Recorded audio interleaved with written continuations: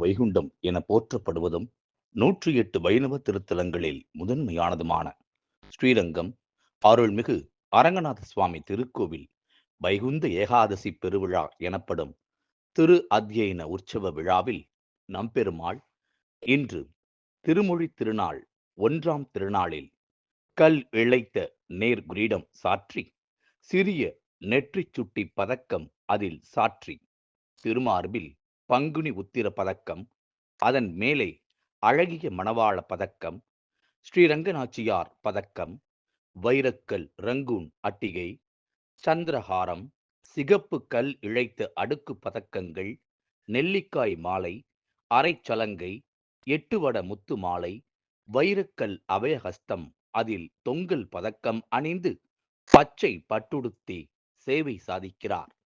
அரங்கனின் சேவை அழகு சேவை. நாமும் சேவை சாதிப்போம்.